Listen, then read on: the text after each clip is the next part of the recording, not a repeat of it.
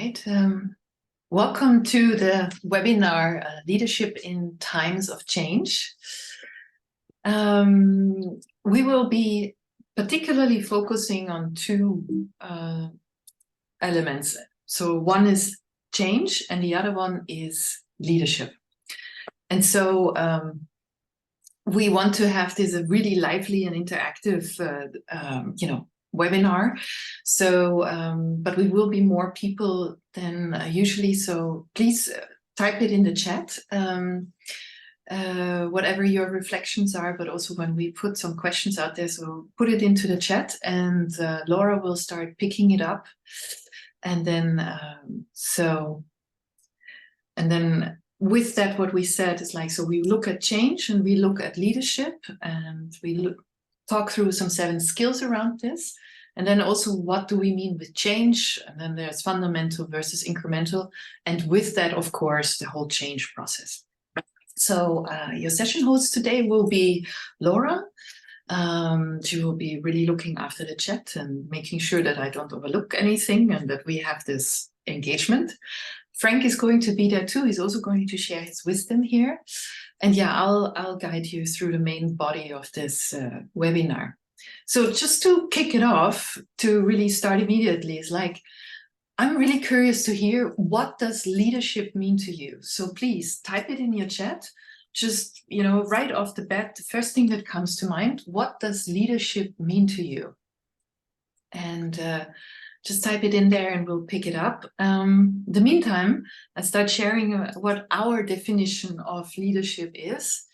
So versus this idea of that there's just one person in the front and people follow, we see leadership as something where you are authentic. And authentic is a really interesting term, because what does it mean to be authentic? Literally spoken, and according to the dictionary, it means being true to the original. So the question then is, what is the original, right? So how? And so the way we look at it is like this: we kind of born, and then we are original. And then we start learning stuff from our environment and growing up and stuff. And we it's a weird thing about us humans. We kind of lose ourselves almost in the process of this. So, and then at some point we find ourselves scrambling back to being like true to the original, being authentic, being really us. But then what is it? Is it just the body that we are in, or the identity, the roles that we play? So it's quite an interesting thing, but being authentic is really coming to the core and acting without fear. So that's a little bit of our flavor on this one. And then it's about owning your impact. And what we mean with that is like, if you show up powerful, that will have an impact and you will get that back. And so you need to own that. If you show up fearful, that will have an impact on your environment and you have to own that. So you have to manage that and be engaged with that part. So Laura, what did we get on leadership so far? Yes, just having to see the chat. It is giving all the credit and taking all the crap. But also growing your team and influencing people to start change. And Sven said, giving a sense of direction and empowering people. Nice. Great. Yeah, all of them kind of maybe also pointing towards this thing again about, is it just one person or is it internally? So love all these different flavors, but the first one was really funny. So understanding change. So this is all in the context of change, and change can take really different shapes or forms. Change can come towards us in terms of technology. Ever-changing world is AI is like, the big topic. Is it scary? Is it supportive? You can hear so many different voices on this. The other thing is also what we see is this massive push for electric vehicles. And just with the recent announcement of the International Energy Agency, where they're saying, peak oil is actually already before 2030, there's even a stronger push to go for electric vehicles. But the question is, the fundamental thing is like, is it really changing? Because, okay, now we go electric vehicles. But what brought us into the trouble in the first place is like that we are all driving. So is there maybe not a behavior change required from us, a fundamental mindset shift that says, you know, why the hell do we always drive everywhere and so on? So that's in that. And that's, of course, it can come also in organizations. How do you build up organizations? Market changing rapidly as well, with all these different events that are playing on in the world. And it is inevitable. So what's very clear is like the way we're doing things right now is not working anymore. So there is a restoring of balance and reciprocity with nature required. And with that also sustainability.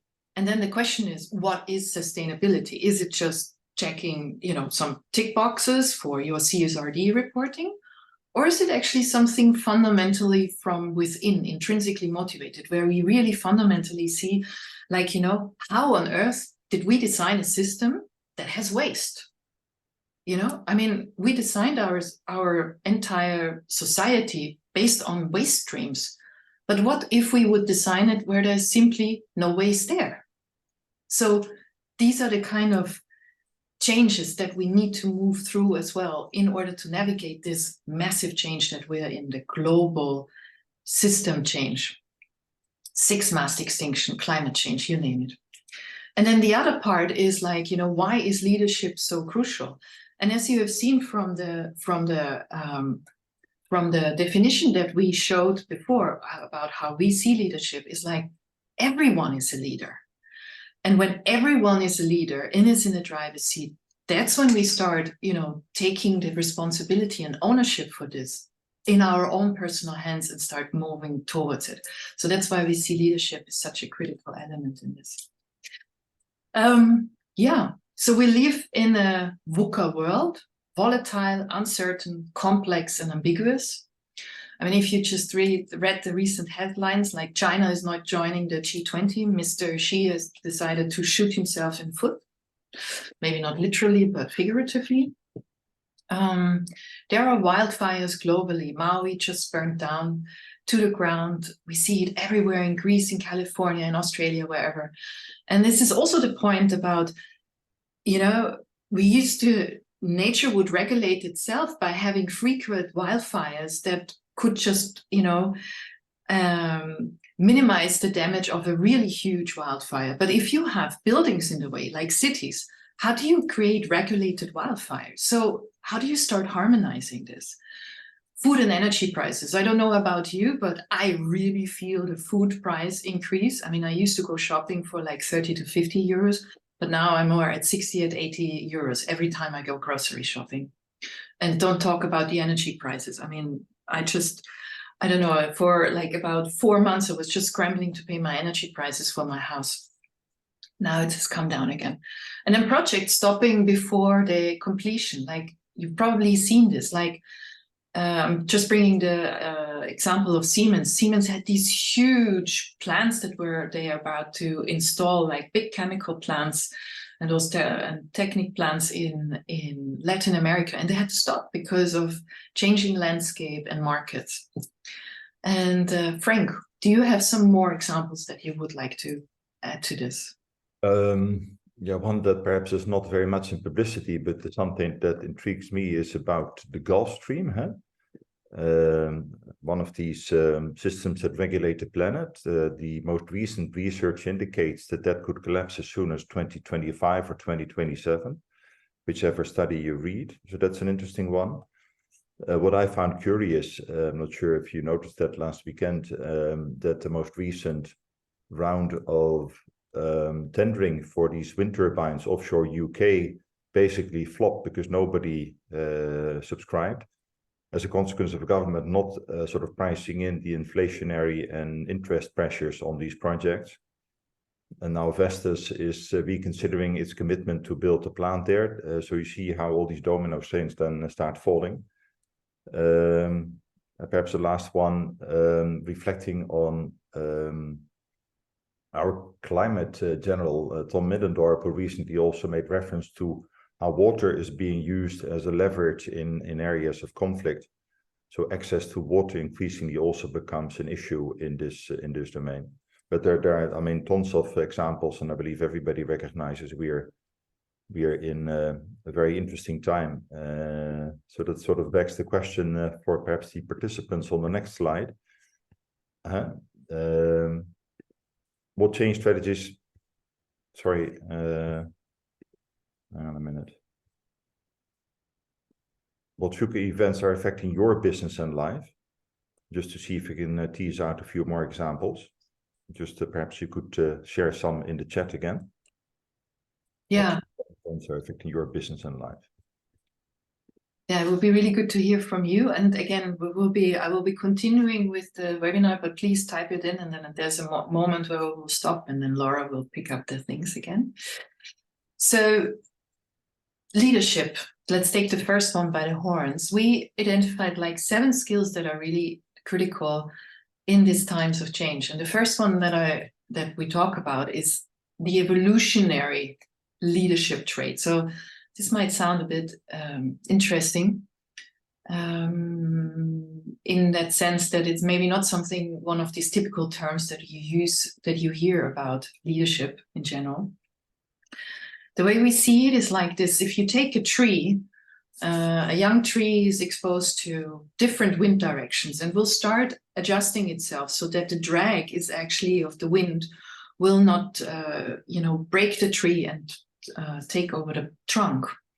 And so when the wind direction then, or when the dominant wind direction changes, it has adjusted itself to it so that it won't break, that it can stay true to its purpose. And then over time, other events will come: more shade, less sun, more sun, dryness. And so it will keep on adapting and evolving with the circumstances that it's living in, and will start growing into this big, strong tree.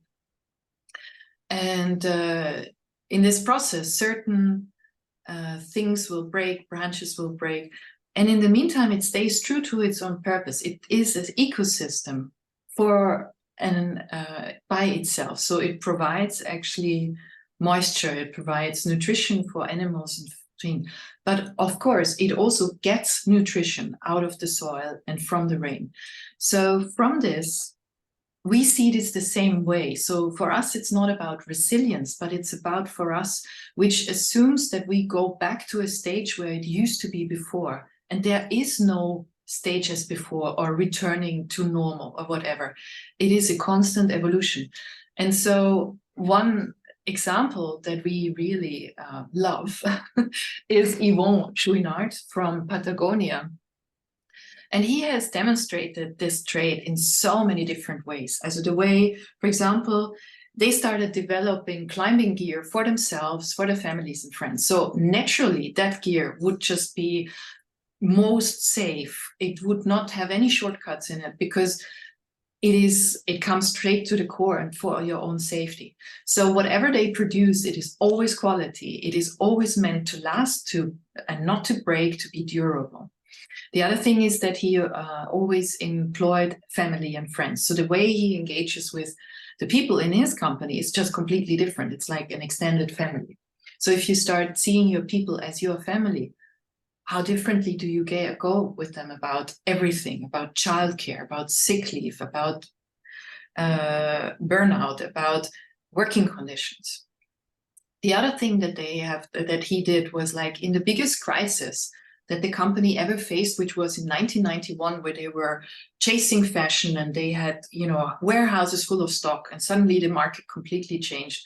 They were facing a really serious downturn. What did he do?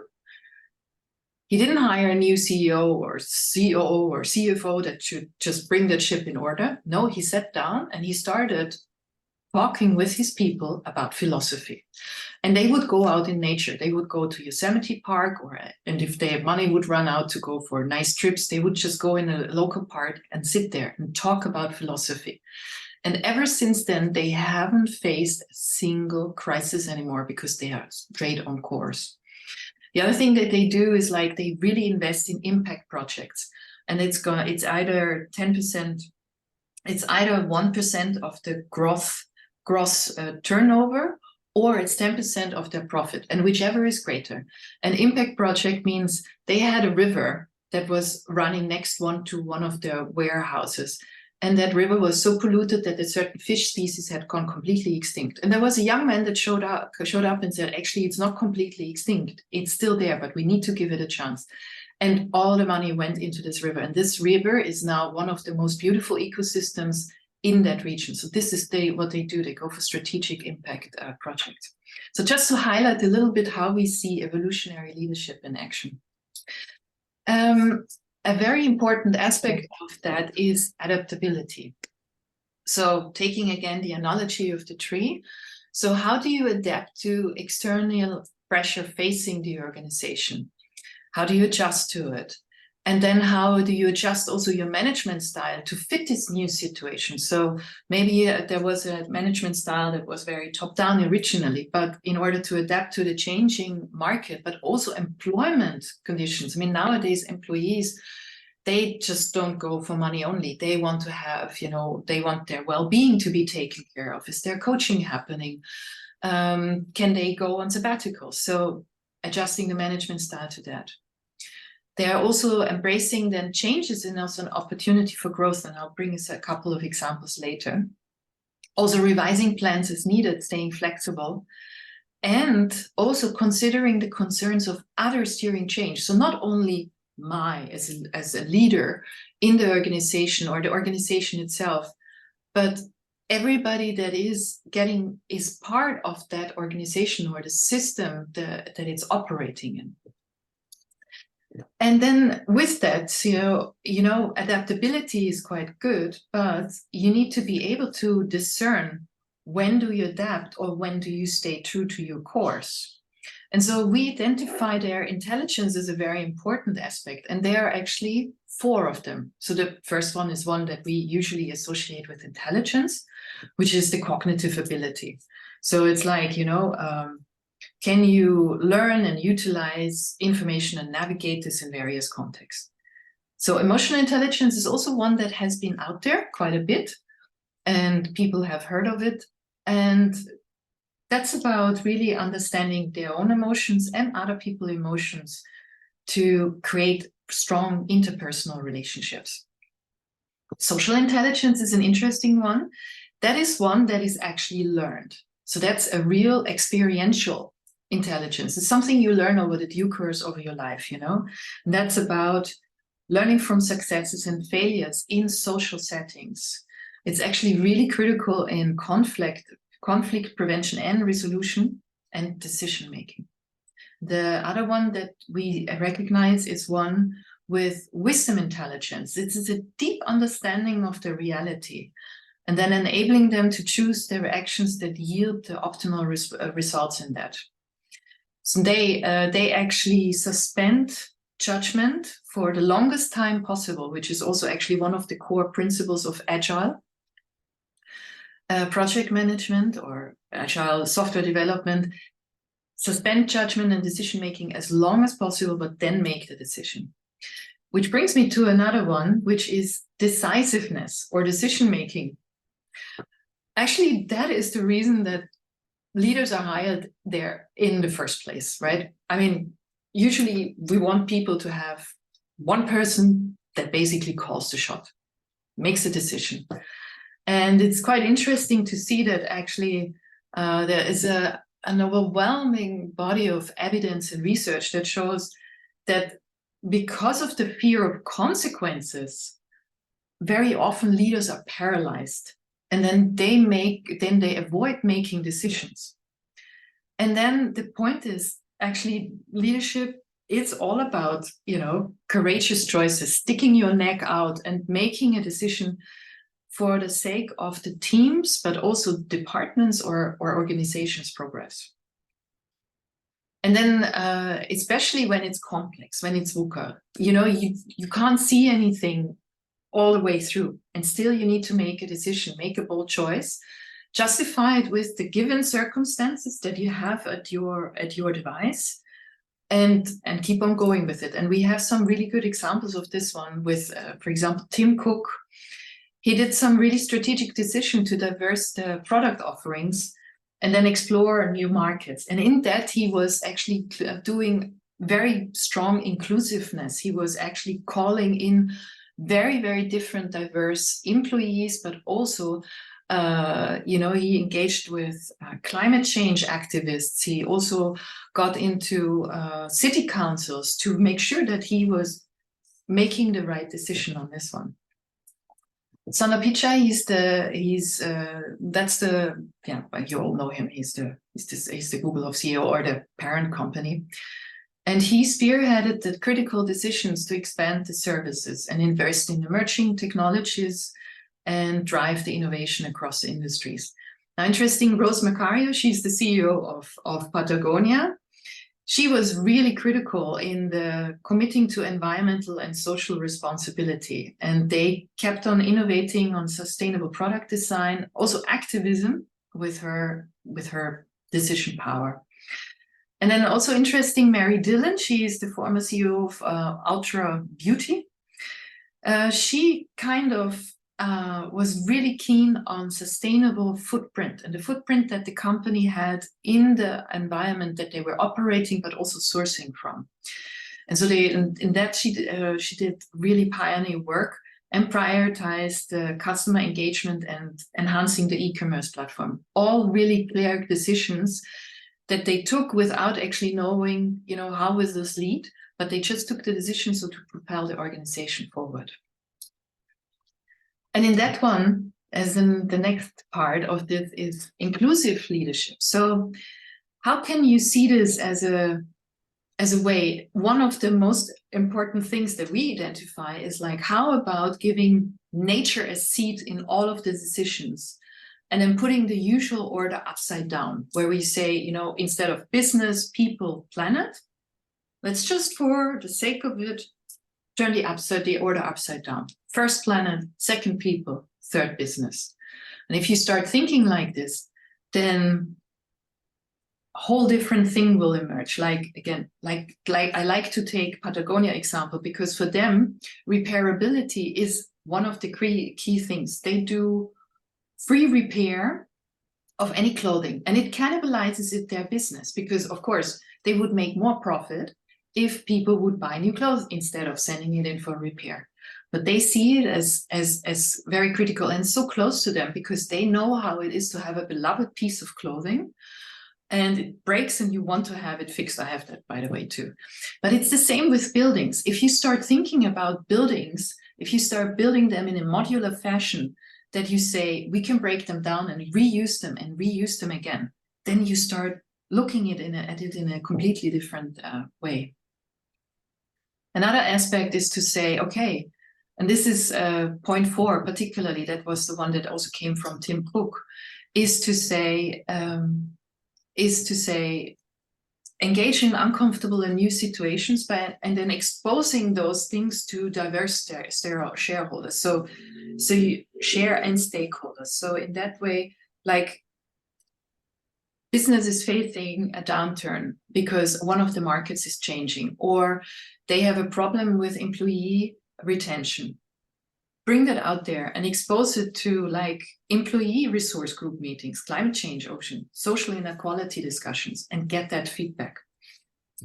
So that's how inclusivity looks in action. I know that I'm speaking a lot. I'm actually wondering if we should just have here maybe the poll first about compassionate versus empathy.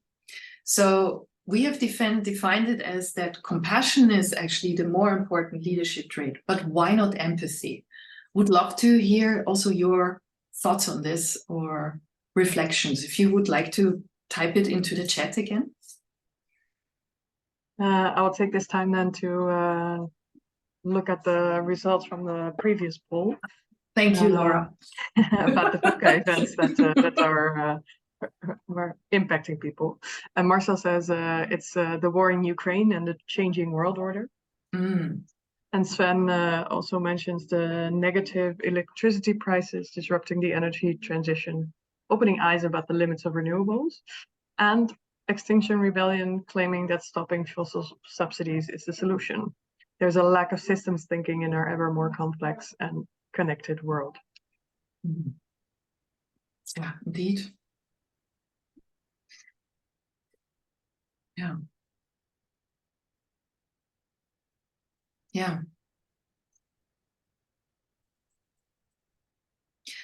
And it is difficult because systems thinking just requires that you open your gaze so much further. And if you just think about how, overwhelming a beginning of the day can be when you just open your inbox and there's an avalanche of email coming out, and then trying to do system thinking at the same time, right? I mean, it is something, it needs so much practice, but also such a strong support system to be able to sustain that. Okay, do we have already some ideas about why compassion and not empathy? Yes. Compassion is about taking action, whereas empathy is about understanding and awareness. So compassion is going a step further. Compassion is more action-oriented. And Adjan says, I would say compassion is about a desire to help, that what is outside of you. Empathy is just feeling other people's emotions. Yeah, interesting. Yeah. Yeah, and I would love to share here a quote from actually Paul Polman, the former CEO of Unilever. He said, if I led with empathy, I would never be able to make a single decision. Why? Because with empathy, I mirror emotions of others, which makes it impossible to consider the greater good. And I think this really nails it. Because a compassionate leadership is one where you ask questions. And the thing there is also, when you start asking questions and ask your people about, what's going on, what's sitting in their way, it is so tempting for a leader to just go and fix it. Because, that's what leaders are really good at. They're good in fixing things. But instead of it, like, how can you, encourage, coach the other person that you're dealing with to fix it themselves? So really fostering the growth in them. And what that, of course, also requires is this super deep listening. And I don't know if you read the last newsletter that we sent out, but deep listening is really about listening beyond the words, listening to the emotions, listening to the real issues at hand, and then addressing those. Then, it's very interesting because sometimes people talk here about what their problem is, but in reality, there is a much deeper thing. So can you listen to the deeper issue at hand? Yeah, and then a big part of it is also self-care, like being compassionate towards others is great, but how compassionate are you towards yourself? And can you take care of yourself? Can you take a break when needed? Can you, this is a pitfall that I face as a mother a lot, and trying, being a single mother in a household is like putting the needs of other people always first. It becomes such a habit that you start doing this for everybody, right? So how can you start reeling it back in again and say, hang on a minute, if, Laura said it so nicely the other day, it's like cash flow, it's a real cash flow. If you can keep on sustaining yourself, if you can take care of yourself, go to the gym, take care of your body, your mind, your spirit, meditate, take breaks. This is how you can keep on flowing your cash to others, basically. Okay, and then with that, to bring it all together, there is the integrative leadership. And that means bringing it all together. So all of these skills that we talked about, like how do you bring this together? And there are some really beautiful people that demonstrate this integrative capability so well. So just to give an example with those people on the screen, the way they bring together an open and conclusive approach. So this is fostering teamwork across the departments and platforms. So really breaking down silos. This was basically Satya's, Nadella's legacy, Microsoft CEO. And then the former PepsiCo CEO, Indra Nooyi, she was really able to develop new product lines. She recognized the trend, about you know, about healthy food and snacks, but also that it's not only because the market was there, but also out of a genuine intrinsic motivation that actually sugar is not good for you. She reduced the sugar content in so many beverages and food and snacks that they produced. And also breaking down silos, that is really also Mary Barra's legacy, CEO of GM. And with that one, making a true, I mean, she has really put out the flag out there and saying, you know, we're going to be the first EVs vehicles company. And with that, she just goes. And this is the ambition that they set for themselves. And with that one, also the inclusivity and sustainability of everything that they do in their supply chain, everything. And then Gillian Rometty, IBM. And she was the one who was really also bringing the collaboration across the different business units and the company shift toward cloud computing. This was really the thing that she did, bringing it all together. So, when now reflecting on what you've heard and seen, which sustainable leadership skills do you find important? And maybe answer it from reflect on it from two aspects: for yourself personally, and then if there's a difference for either the organization that you're heading or working for, which one would they need? So first for you personally, which one do you find important? And then which one of the skills do you feel are necessary for the organization that you are working on or heading? Would love to hear your responses on this one.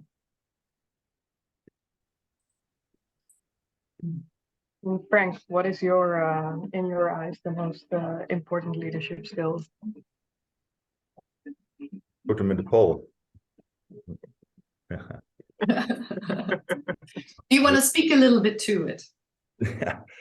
Well, there you have it. So for me, being truthful is very important, and based on experience, ethical decision making, doing what's right more than doing what you can get away with. I mean, a funny example was a recent program of Arjen Lubach, he had something about food supplements and vitamin pills. How companies basically make all sorts of claims that you need to pop, I don't know how many pills with vitamins and minerals to make yourself healthy, and you don't need any of that. And I'm just wondering what possesses the people who develop a business like that, other than for opportunistic reasons. But really, human nature is not really helped by it. So very important. Then back to the point that Sven made earlier about the system thinking and the complexity of what's before us. So in companies, basically between 50 and 60 aspects of business would need to be rethought and redesigned. And then it also still needs to fit, whether it is the type of leadership or your culture, how you deal with your young talent, how you go about decision making, your creativity, and all these puzzle pieces still need to fit after you've redesigned them. So it really requires, jigsaw puzzling for more advanced people. And then understanding the interdependencies goes hand in glove with that. So just some reflections. Nice. Yeah, so what do we have from the chat, Laura?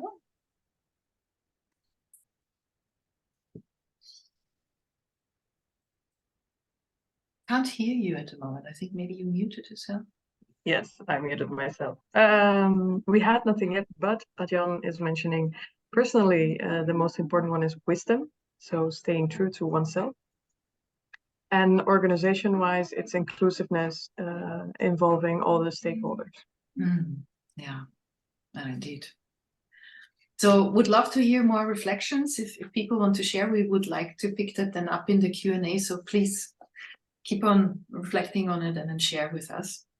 And so this is it. How are these leadership qualities present in your day, or how they need to be reflected? So that those are those two. Yeah, and then, bringing this into the context of change, fundamental versus incremental change here. If you start think about the zero waste business, like we have designed actually our systems that there are waste streams. So if you really think about it, what's behind it is a mindset of that that nature is our pantry and our toilet. But if we start looking at nature as that is our spouse, our child, or our colleague, how would we then, or our own house, how would we then engage about it and design the system in a way where we just simply don't have waste? So it's not about like going from where we are now and how can we reduce waste. No, like what is the fundamental rethink about if we see nature and our environment like this? Remote first leadership, that is a big one that was really like it shot through the roof during the Corona crisis and people having to work remote, and how to work with hybrid work models, because you can see that people are actually reluctant to return to the offices because also productivity has shown to be just the same, or in some cases even better when you work at home. So what kind of hybrid models can you develop so that people will come to the office maybe 1 day a week? But how do you also engage with that as a leader? Inclusive decision making, we had a lot about this one already, about including diverse background people, but particularly nature in all critical decisions. Now, this is an interesting one. Embrace artificial intelligence. It's a really interesting one because there is so much fear mongering going on about artificial intelligence taking over and what it will bring for the world and stuff. And in the meantime, you see that the models are being trained on very predatory mindsets. So, what you put in there, you will get out. So if you're just out there to, secure your market competition, doesn't matter who loses, not thinking about win-win, and you train your model on this one and you let, and you get machine learning and artificial intelligence on it, well, this is what you get back. So if you go into that with a mindset of like inclusion and like, there is actually no competition, but there is a huge flower of different, a huge meadow of different flowers that blossom. And how can each flower come to its expression? And you train models on this. Well, then you get a different result. So we had actually a webinar once where we were really showing a couple of really interesting tools out there that can help you in change and leadership, sustainable change and leadership. So you would want, if you want to, you can look back this webinar that we had on this one. Ethical leadership metrics. So along the traditional financial KPIs, with the performance evaluation, strategic planning, how about really including other metrics in it, where you talk about impact, where you talk about concrete impact projects that are you sponsoring, where the employee well-being is one of your KPIs. Before I continue, Frank, would you like to start adding to this what your view on fundamental versus incremental change is? Yeah, I could probably spend at least an hour on the subject. Well, I'll just give some reflections, and perhaps also some examples. But I think if it's almost a continuum where the incremental change is concerned versus fundamental. So how much wiggle room does leadership actually have, or do people in organizations have to actually make changes? Sometimes they're boxed in by the complex they have with their supervisory boards or shareholders, or sometimes they're telling themselves the story that they don't have the space, or sometimes they don't know what to do, or sometimes they simply don't have the courage to make the change, or they're close to retirement and think, well, it's for somebody else. Now, I think it has something to do with your how you relate personally to change, and how much courage you have, but perhaps also the kind of conditioning over time. I can give you by now a myriad of examples, but let me give you a recent one from earlier this week. So a company that is in the education space, they're mostly involved in distribution of education materials. And they told me the story about how books being used in education, when I grew up, you had a book and you had a little notebook. and the book would be used year after year. And what they've done, they've changed the books to include also the note-taking, and as a consequence, you need to buy a new book every year, which is good for sales, but of course, from a sustainability viewpoint, not the model to pursue. So, and the funny thing was that this company has really continued to look at itself at its space in the chain as a distributor, but not necessarily thinking through, so what would really put teachers in the sweet spot, and how can, for example, they take all the additional administrative burdens off the table for them to really enjoy their job again. And you can apply the same in care and some other of the other sectors in society. But so the mindset of people, sometimes you get conditioned, and would actually help to have somebody from outside that sort of shakes up the pillow a little and identify other opportunities that you could pursue, or really make a decision about what your position in chain is, and perhaps different positions in the chain you could or must aspire to, because where you are in the chain will really be quite scary, for example, as a consequence of AI or digitalization or other technological developments. So just some reflections. Thanks, Frank. Yeah, and then, so how do we view actually... If I could just add one more thing, what I observed recently, of course, is the strong focus on CSRD. So many companies are concerned about getting ready on CSRD in time. And what many of them also then begin to experience, that by extension, the processes you need to have in place to have to be able to give assurance on these CSRD reports and the whole taxonomy issues that still surround the topic is beginning to positively influence the thinking around the sorts of change. And so what I see is kind of stepping stones that companies begin with CSRD, basically under the pressure of regulatory requirements. And then in the process also gradually change from seeing it as a burden to actually beginning to see it as an opportunity. And then in first instance, start with the incremental change by extension of what's needed in the context of CSRD. And then at some point actually begin to see it as an opportunity and become much more excited about the more fundamental opportunities that become available to them. So let me leave it at that. Okay, well, thank you, Frank. Anything else you would like to add? Not for now, thank you. Okay, great. All right, so, well, this is how we see the change process, actually. We see that there is a change nucleus, and from the change nucleus, you kind of create a ripple effect through your organization. And that ripple effect, so you have at the core a group of people that are, you know, really engaged, really committed, and bring also the knowledge towards the change that you want to achieve in your organization. And of course, the role in leadership is very obvious in this one. The change that is sponsored and really supported by the executive boards, those are the most effective ones.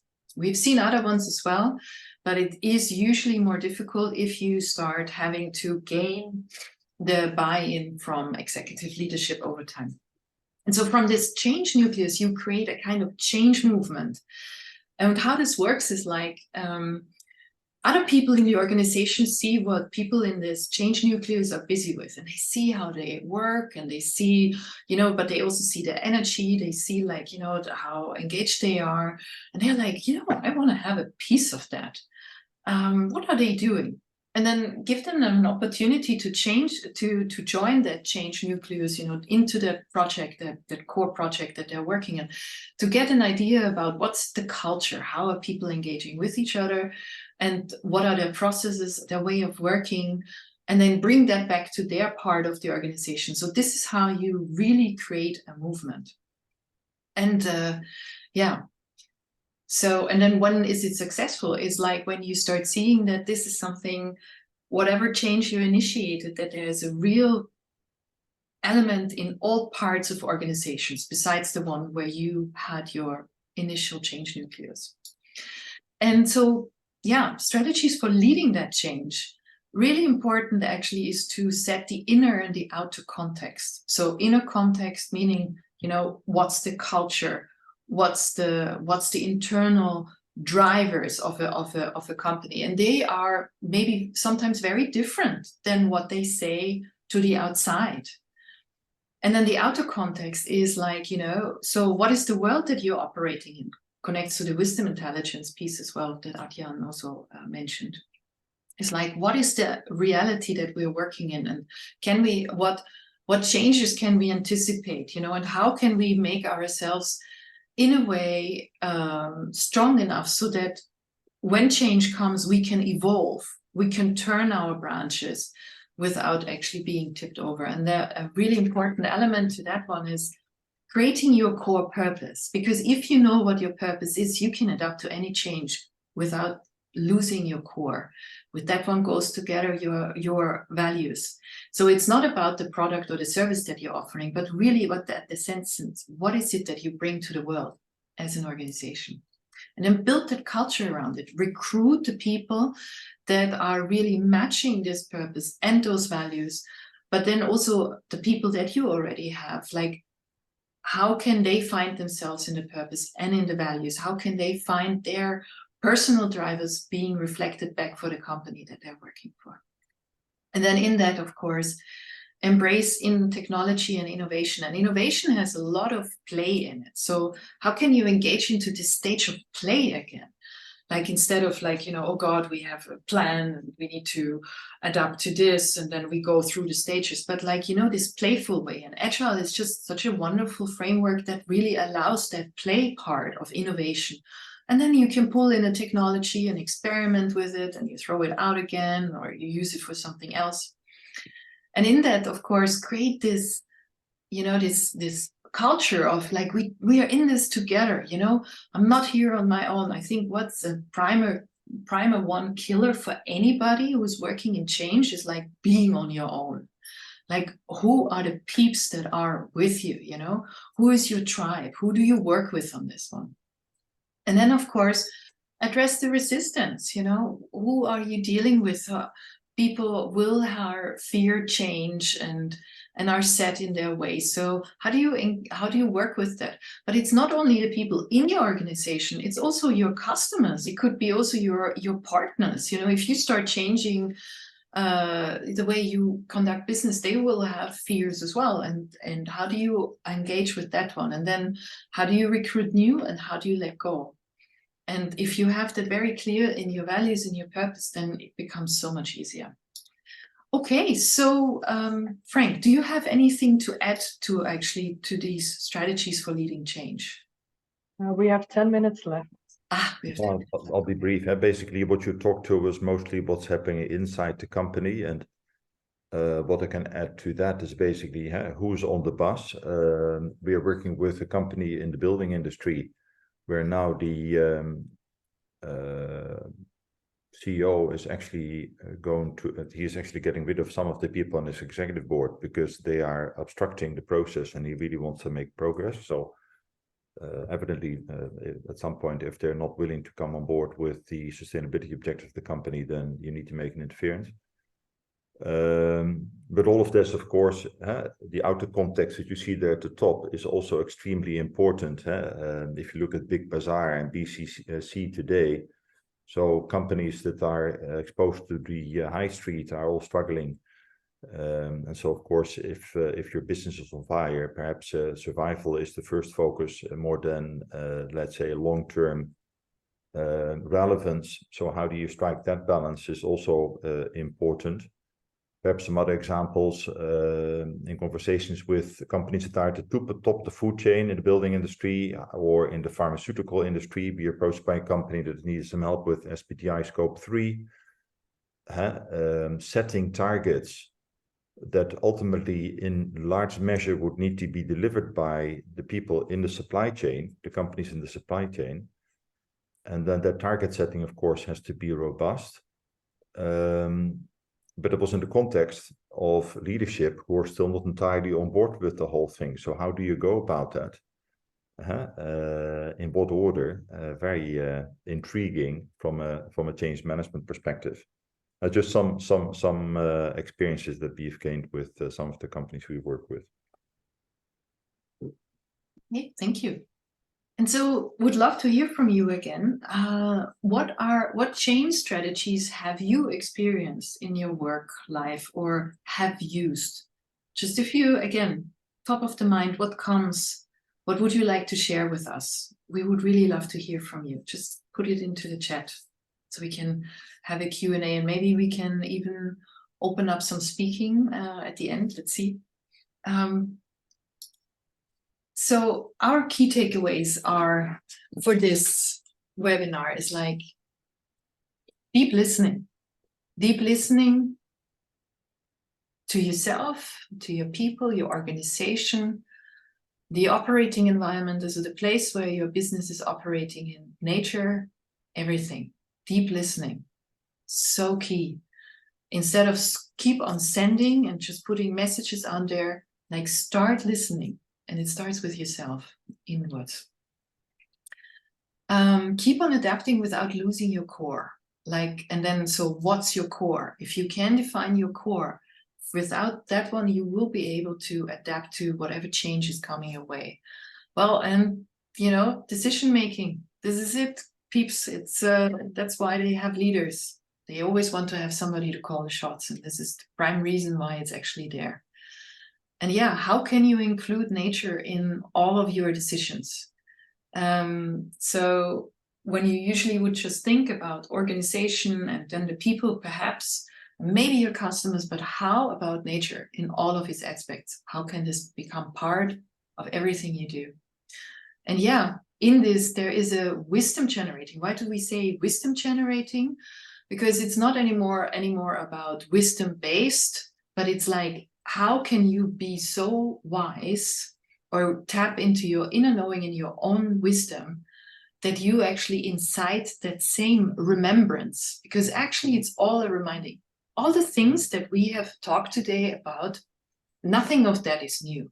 You already know that in you.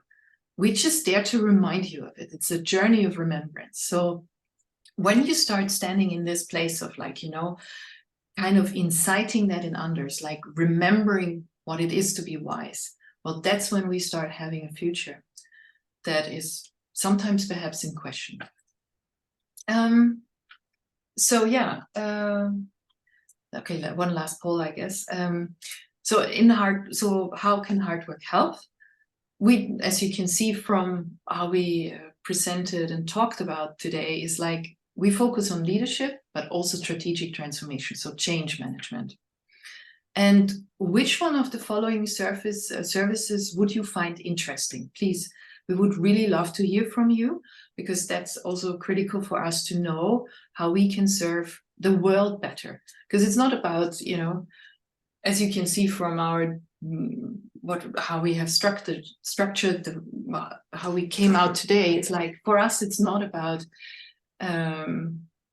providing a service so that we can maybe collect some salaries and put some in our foundation, which is what we do, but where we can really serve and really catalyze this future that we all, this alternative future that we all so yearn for. And so this is why we would love to hear from you, which one of those would be serving you where you are at the moment. So one is the inner knowing journey, personal leadership journey. Then there's a purpose-driven impact journey, which is a project-based leadership journey with several people in a company. Strategic transformation journey, so that's the change management piece, and then there's the executive coaching. And with that one, I would like to go into the Q&A and go into the poll of before. What change strategies have you experienced and used, and other things as well? And with that, Sven said the essence is setting a clear, appealing direction, so creating a shared vision, which is the basis for successful change, and make that inclusive as well. And Arnoud says building shared understanding of the need for change and buy-in for the new direction. Aldrin mentions adaptation to external market development, so taking into account the outer world. And Adjan mentions adding gradually involving an ever-increasing number of people. Yeah. Let me just add to that. So we have a tendency to solve the sustainability issues and the change need outside of ourselves. But I would just add, what about ourselves? We are clearly out of balance with the planet. Well, my belief is that there's something to do with the extent to which we are out of balance with ourselves. So there's a lot of raising awareness about ourselves and how we relate to ourselves that could actually be quite instrumental in the way we wish to go about change outside of ourselves. And if anybody would like to speak, just please raise your hand and we can take a few voices in the last 5 minutes if you would like to share something to today, to the webinar. Yeah, and so what we will do at the end of our, what we will do is we will share this recording. And if you're interested, we can also share the slide deck with you. Just let us know what your needs are. And what we would love to hear from you is like, what are the most urgent things that you are facing right now in terms of sustainability? Again, if you would either like to speak or put it in the chat, we would love to hear what are the most urgent matters in terms of sustainability that you're facing. And it could not be organizational related. Perhaps it's even private life, you know.